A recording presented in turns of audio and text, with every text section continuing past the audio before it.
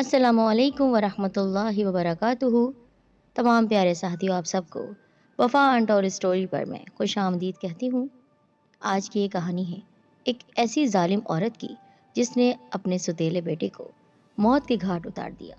اس کا انجام کیا ہوا، جاننے کے لیے یہ سچی کہانی سنیے۔ اس سے پہلے ہمارے چینل وفا انٹور اسٹوری کو سبسکرائب ضرور کریں اور بیل کو پریس کریں۔ شادی سے پہلے مجھے یہ تو بتایا گیا تھا کہ میرے ہونے والے شوہر کا ایک بچہ بھی ہے جس کی ماں زچگی کے دوران یعنی اس کو پیدا کرنے کے دوران انتقال کر گئی تھی۔ لیکن یہ انکشاف میرے لیے یقیناً نیا تھا، جو خود انہوں نے یعنی میرے شوہر صاحب نے بتایا، وہ بھی شادی کی پہلی رات۔ شاہدہ، تمہیں شاید اس کا علم نہ ہو کہ میں نے صرف اس بچے کے لیے دوسری شادی کی ہے۔ مجھے اپنے لیے بیوی سے زیادہ اس کے لیے ماں کی ضرورت تھی۔ سو اگر تم میرے دل کی ملکہ بننا چاہتی ہو تو اس کی ماں بن کر دکھاؤ۔ اس وقت میں حجرہ عروسی میں بیٹھی ہوئی ان کا انتظار کر رہی تھی کہ نعیم اسے اٹھائے ہوئے کمرے میں داخل ہوئے اور یہ کہتے ہوئے اسے میری جھولی میں ڈال دیا کہ اب تم اس کی ماں ہو۔ مجھے اس وقت ان کی یہ حرکت بہت بری لگی اور یہی وہ پہلی وجہ تھی جو میرے دل میں وسیم کی نفرت کا بیج بو گئی۔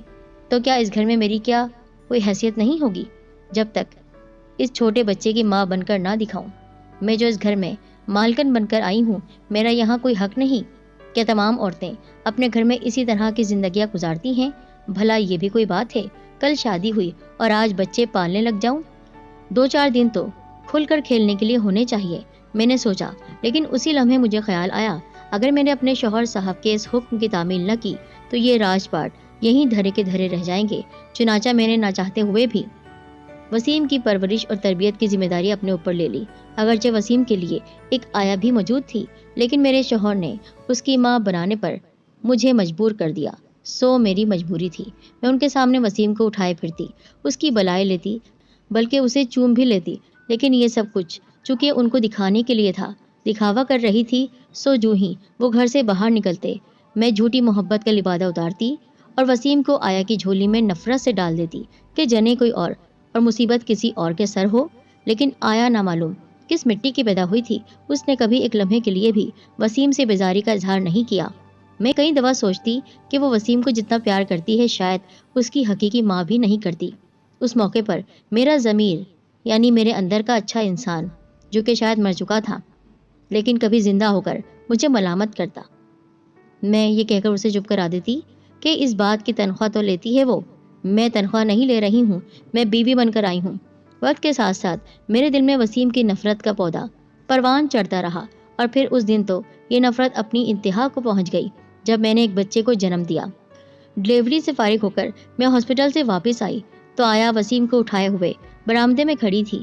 میں جیسے ہی قریب آئی، اس نے پیار سے اپنی ماں سمجھ کر کھلکھلا کر میری طرف اپنے دونوں بازو پھیلا دیے، لیکن میں اس کے جذبات سے بے نیاز پاس سے گزر کر اندر داخل ہو گئی۔ میرے شوہر نومولود زعیم کو اٹھائے ہوئے میرے پیچھے آ رہے تھے۔ غالباً انہوں نے وسیم سے میری بے پرواہی کو محسوس کر لیا۔ انہوں نے پیار اور غصے کے ملے جلے لہجے میں آواز دے کر مجھے کہا، شاہدہ، وسیم کو پیار نہیں کرو گی؟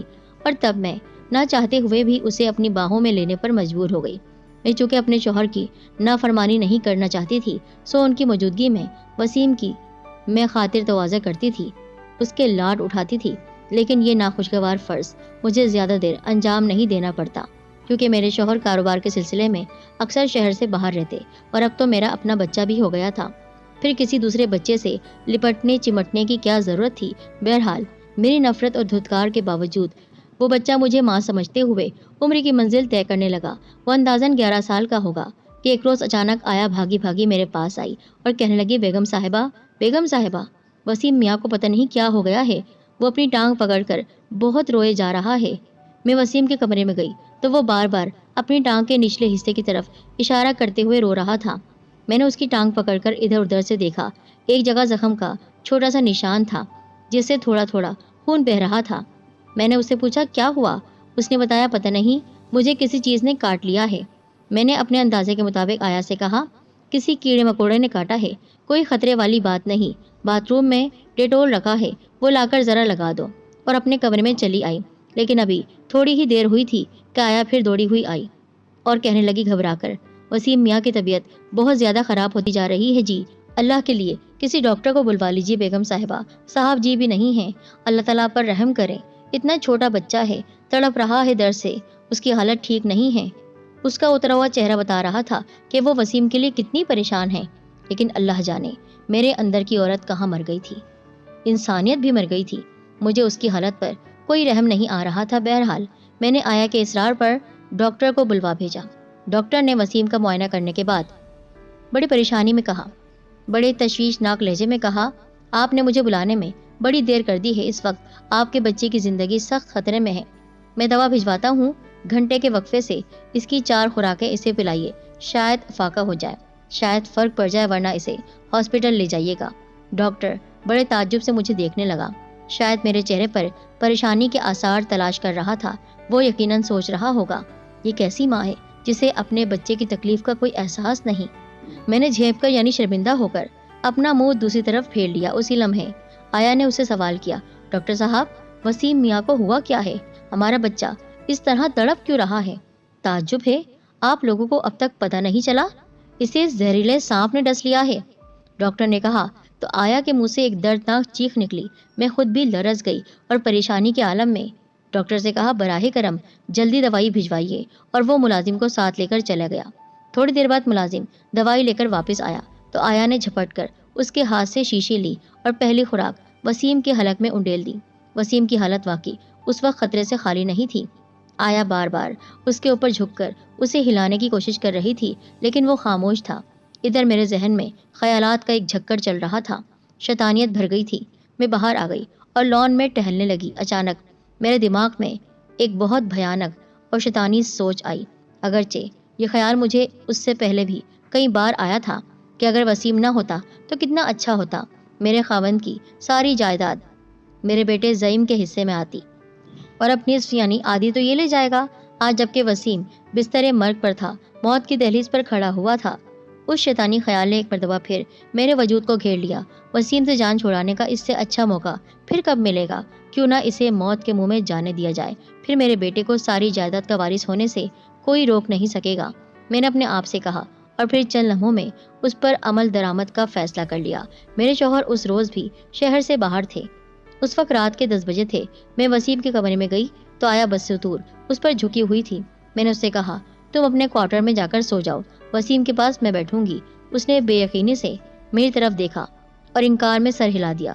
مجھے اس کی اس حرکت پر بہت غصہ آیا۔ میں نے سخت لہجے میں دوبارہ اسے حکم دیا، سنا نہیں تم نے؟ رات کو اس کے پاس میں رہوں گی، تم جا کر سو جاؤ۔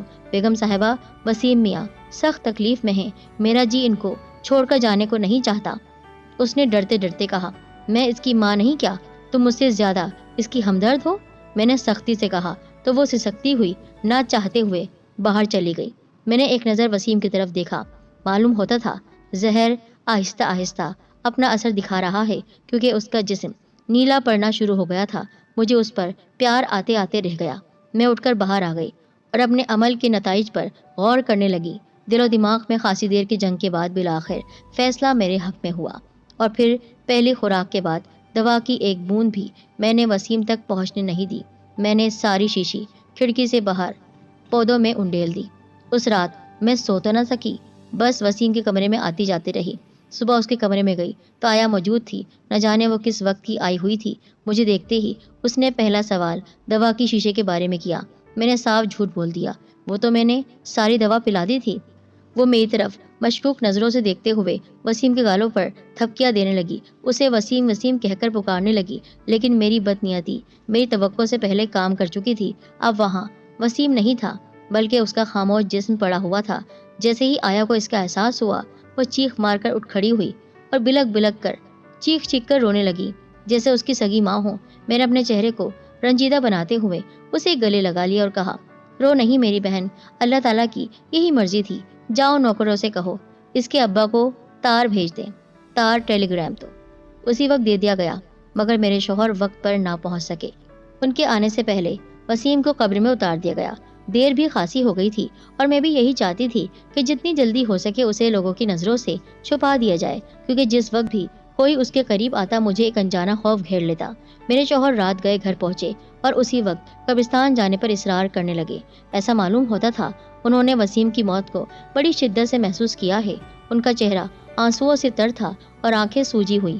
پہلے تو میں ان کی یہ کیفیت دیکھ کر ڈر گئی، کہیں وہ وسیم کی اچانک وفات کی ذمہ داری مجھ پر نہ ڈال دیں، کہیں انہیں حقیقت کا علم نہ ہو جائے۔ میں نے ڈرتے ڈرتے رقت آمیز لہجے میں یعنی روتے ہوئے بناوٹی لہجے میں کہا، میں نے تو وسیم کی جان بچانے کی بڑی کوشش کی، لیکن ایسا معلوم ہوتا ہے کہ اس کا وقت پورا ہو چکا تھا۔ اور سسکیاں لینے لگی۔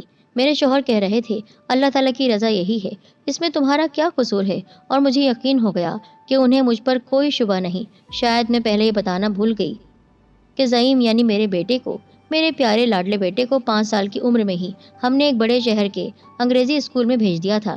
دراصل میں چاہتی تھی کہ وہ اعلیٰ تعلیم حاصل کر کے کسی بڑے عہدے پر فائز ہو، اور میں نے وسیم کو اپنے پاس رکھا ہوا تھا دکھاوے کے لیے کہ یہ مجھے بہت پیارا ہے، اسے میں اپنی نظروں سے دور نہیں کرنا چاہتی ہوں۔ میرے شوہر خوش ہو گئے کہ اچھا ہے، ماں کی ممتا میں پلے گا بڑھے گا، پر ماں جب ایسی ڈائن ہو تو اچھا تھا وہ مجھ سے دور ہی رہتا۔ اب میں نے اپنے سگے بیٹے کو واپس بلانے کا فیصلہ کر لیا، کیونکہ راہ کی رکاوٹ کو تو میں ہٹا چکی تھی، اور میں یہ بھی سوچ رہی تھی کہ وہ اتنی بڑی جائیداد کا تنہا وارث ہوگا، اسے ملازمت کی اب کیا ضرورت ہے، یہیں حسب ضرورت پڑھ لکھ کر باپ کی جگہ سنبھال لے، اتنا بڑا کاروبار ہے تو اچھا ہے۔ یہ سوچ کر میں نے اپنے شوہر سے کہا، آپ زعیم کو واپس لے آئیے، تنہائی میں میرا جی بہت گھبراتا ہے۔ میرے شوہر جس روز اسے لینے کے لیے جا رہے تھے، اچانک اس کے اسکول کی انتظامیہ کی طرف سے ایک تار موصول ہوا۔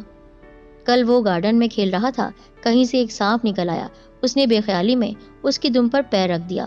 ہم نے بہت کوشش کی مگر اسے بچا نہیں سکے، کیونکہ سانپ نے فوراً مڑ کر اس کے پیروں میں ڈنک مار دیا تھا، ٹھیک اسی جگہ جہاں پر وسیم کو ڈسا تھا، جس کا ہمیں بےحد افسوس ہے۔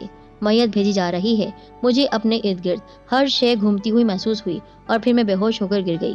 اگلی صبح ہوش آیا تو مجھے بتایا گیا کہ زعیم کو دفن کر دیا گیا ہے۔ میں نے اس پر اپنے شوہر سے احتجاج کیا تو انہوں نے کہا کہ زعیم کا جسد کل شام یہاں پہنچ گیا تھا، تمہیں ہوش میں لانے کی بہت کوشش کی لیکن مایوسی ہوئی، بالآخر کل شام کو ہم نے اسے سپرد خاک کر دیا۔ میں دیوانہ وار قبرستان کی طرف دوڑی مگر وہاں کچھ بھی نہیں تھا۔ وسیم کی قبر کے ساتھ ایک چھوٹی سی قبر اور بنی ہوئی تھی۔ صرف چند دن کے وقفے سے عدم کو سدھارنے والے دونوں بھائی چین کی نیند سو رہے تھے۔ میں خاصی دیر تک دونوں قبروں سے لپٹ کر روتی رہی۔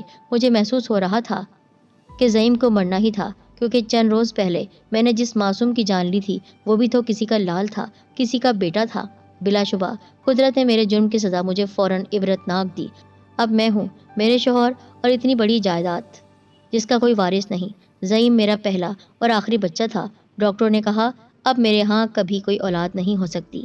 یہ سزا تو مجھے ملنی ہی تھی۔ سوتیلی ماں تھی میں۔ سوتیلی ماں بن کر میں نے اپنے سگے بیٹے کو